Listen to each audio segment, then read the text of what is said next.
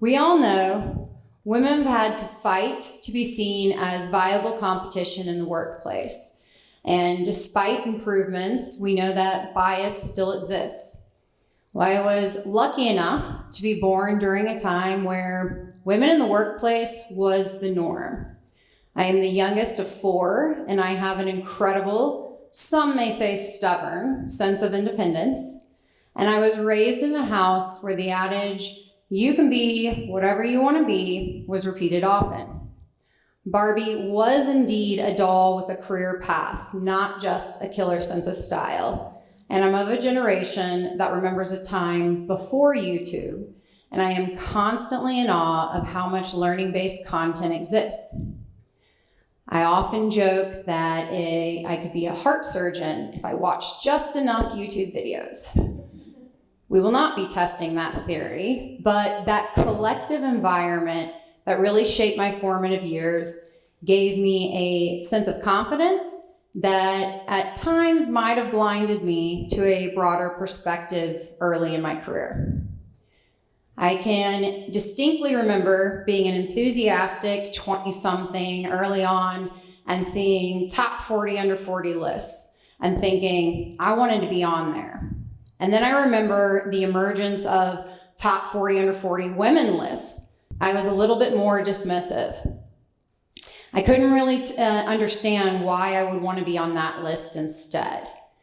While I'm glad I've transcended the need to be on arbitrary industry lists, this perspective really did kind of blind me early on to the importance of participating and advocating for gender-based or women-only programs.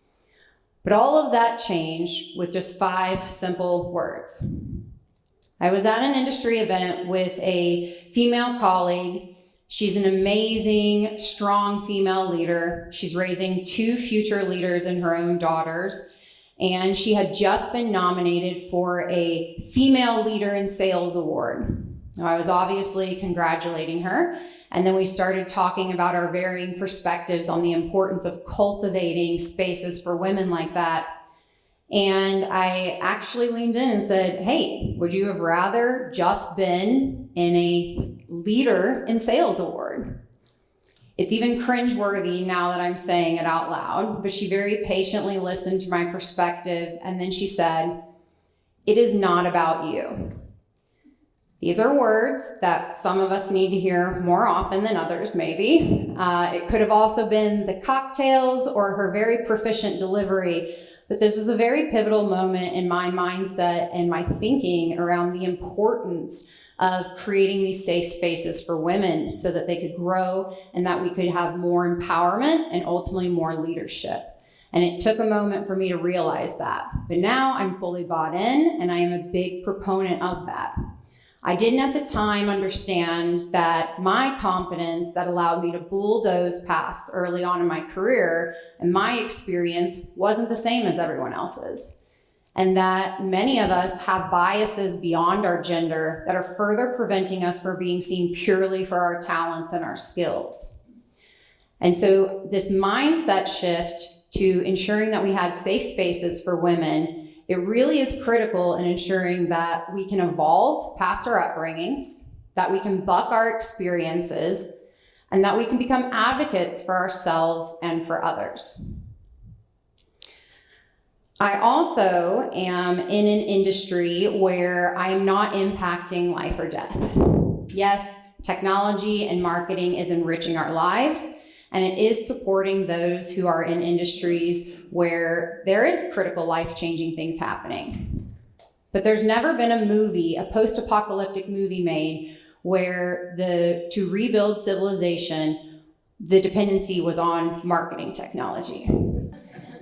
So this often led me to struggle early on with what my capital P purpose was, right? And I took a step back and I said, hey, when I'm having a bad day, what's the one thing that keeps me going? And it really was helping others untap that unlocked potential and better understand their motivations so they could craft better experiences and pathways in their career.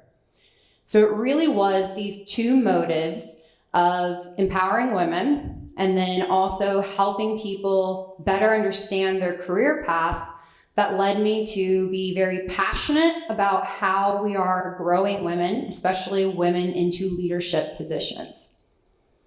Because it's through this collective that we can start to bridge the gap that has only 10% CEOs being female. Despite there being an all-time high in the 68 years we've been tracking that, we're still only at 10%. And this is quite an imbalance when you think about the investment we're making in females, specifically moving into leadership roles. 79% of private sector companies have invested in women programs for women that will help them move into leadership or more senior roles in leadership. 10%, 79. Math is not working out, right? Another area where the math is not working out is the higher a woman climbs, the more the pay parity declines. Manager and supervisors that are female make 82 cents per dollar compared to their male peers. That number further reduces when they get to the director level at 82 cents. And then when a female does actually get one of those very few coveted executive positions that they walk into, they're at 72 cents per dollar compared to their male peers. So it's these contradictions in the data that essentially have us all needing to step back and say, what else could we be doing? What else could be done here? And this isn't just an argument for parity and fairness. This is an argument for good business. Women on average score higher on measures of social perceptiveness, which is an attribute critical to collective intelligence. Collective intelligence correlates with higher performing teams and organizations, and there's a direct correlation to the proportion of women on leadership teams. So if we want to win in business, we need women on our leadership teams. So how do we increase getting more women on these teams? We need to take a step back and think about doing things a little differently. One way that we could accelerate our impact is to shift our focus from mentorship to sponsorship. So how do we delineate between mentorship and sponsorship? Mentorship is giving guidance, giving advice. It is being that soundboard. It is sharing those experiences that are going to give someone direction or inspire them to drive action, to be more successful. Mentorship is incredibly important. But what we have is a focus on mentorship at the expense of sponsorship. And what sponsorship is, it is the advocacy and the promotion of someone to your network and to new opportunities. It is taking discrete actions such as submitting referrals, making introductions to someone in your network, signing someone up to lead a strategic initiative, but tangible actions that are giving that person more opportunity. Specifically, sponsorship is creating visibility and recognition for an individual. It is including them in the conversations and the activities that are going to give them more opportunities to succeed. So this is why sponsorship is incredibly critical.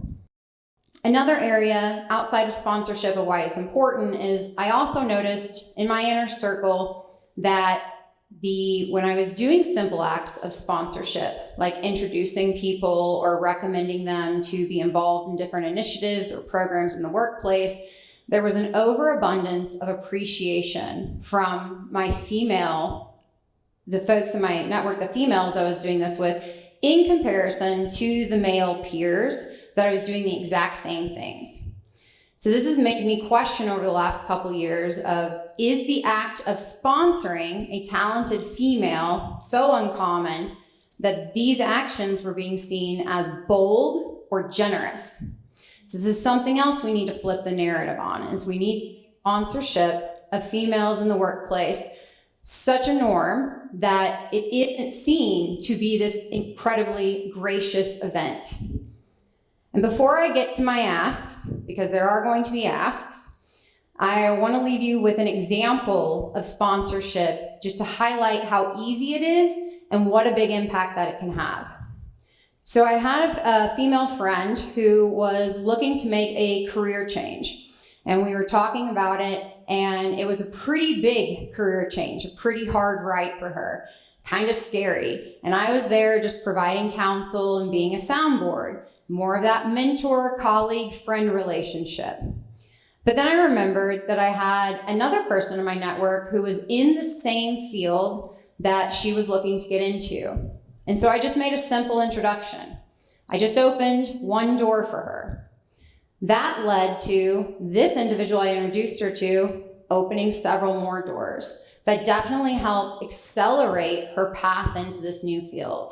And furthermore, these two individuals are involved in multiple business ventures today. So I highlight this as an example because sponsorship is not something that is complicated. It is not something that is any more time consuming than being a mentor to someone. But the impact can really be force multiplied when done correctly. So now I want to get into my ask.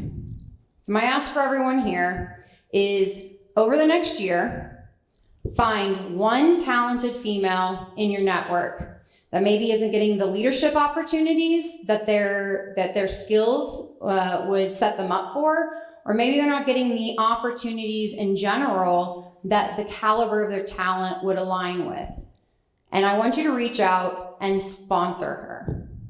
So have that commitment to her. And one easy way to do that is through remembering the 3 I's. Introduce, invest, and involve. We're going to start with investing.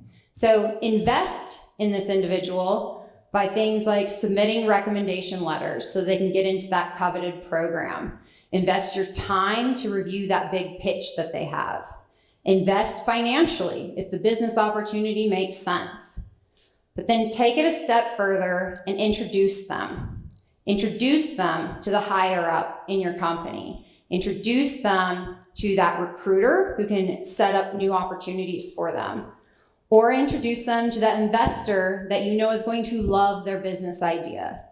And further, introduce them to your broad social network. Share their online content so that their talents can further spread beyond one-to-one introductions.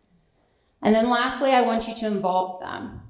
Involve them in that new opportunity that you know that their skills are going to help amplify. Involve them in that new program that you know that they're going to crush. And invite them to those business dinners, those golf scrambles, and those other networking events.